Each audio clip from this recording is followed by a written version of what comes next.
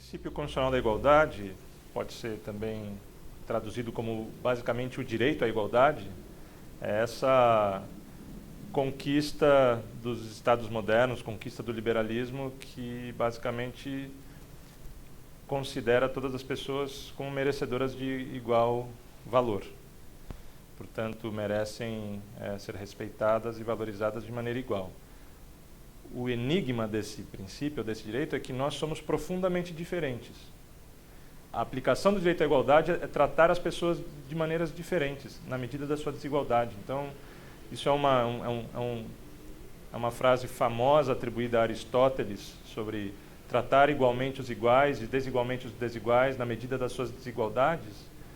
É o que, de alguma maneira, forma a base de toda a parte do direito que combate a discriminação, discriminação baseada em raça, discriminação baseada em gênero, em etnia, em capacidade física e intelectual, em orientação sexual, em identidade de gênero. Então, é um campo muito efervescente no Brasil de hoje. Como fazer, por meio do direito penal, que criminaliza condutas discriminatórias, como fazer por meio de políticas públicas, que promove e educa o respeito à igualdade desses variados grupos.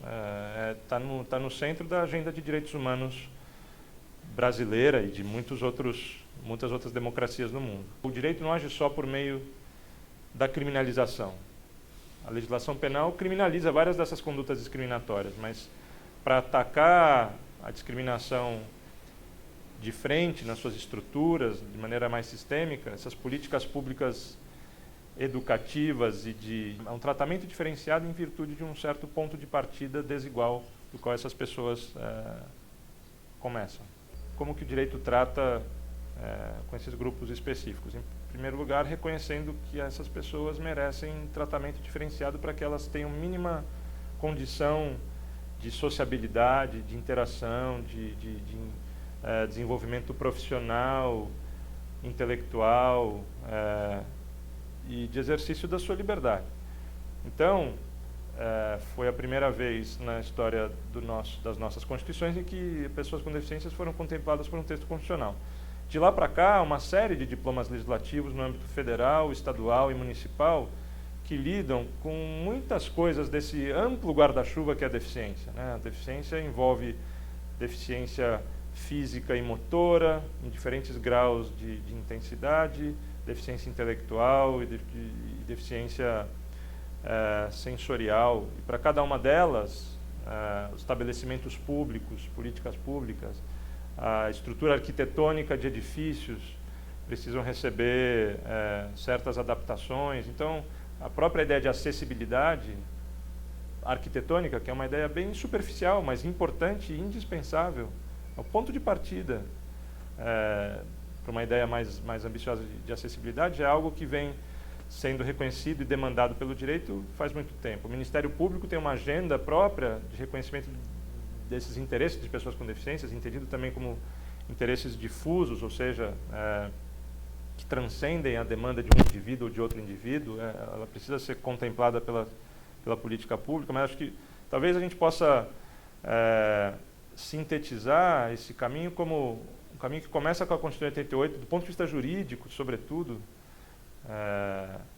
Claro que existem algumas proteções bastante incipientes antes, mas a Constituição de 88 é um marco de nascimento do direito de proteção da pessoa com deficiência, e acho que culmina num diploma legislativo muito importante, que é o Estatuto da Pessoa com Deficiência, ou a chamada Lei Brasileira de Inclusão, que não necessariamente criou algumas coisas novas, mas não necessariamente inovou muito. Ela consolida, sistematiza muitas das proteções e demandas por políticas públicas específicas. Por exemplo, educação inclusiva é uma política pública fundamental para que esses grupos de pessoas com deficiência possam se desenvolver plenamente. A Lei Brasileira da Inclusão data de 2015, é a Lei 13.146, de meados de 2015.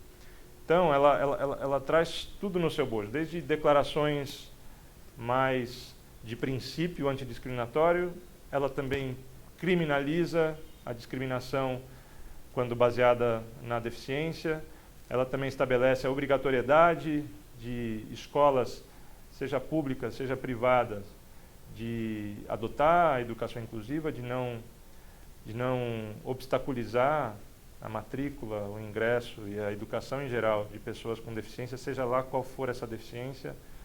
Então, o direito tenta lidar e estruturar essas frentes. A Lei Brasileira de Inclusão considera que incitar ou induzir ou praticar a discriminação contra pessoas com deficiência é crime e é punido com prisão. Claro que da declaração de uma lei para a operacionalização e implementação dessa lei tem todo um esforço de construção de critérios para entender o que é esse incitar, praticar ou induzir. Essa é a tarefa dos juristas, de digerir e construir esses critérios. Dos juristas, tanto os operadores, advogados, promotores, quanto dos juízes. E aos poucos você vai construindo critérios e vai estabilizando uma forma de aplicar essa lei. Esse é um pouco o processo de implementação depois que uma lei é criada. E como é uma criminalização recente, o que a gente tem é essa declaração jurídica de reconhecimento de que discriminar com base em deficiência tem a gravidade de um crime. Mas essa está longe de ser, a estratégia do criminalizar está longe de ser a principal forma de promoção da igualdade.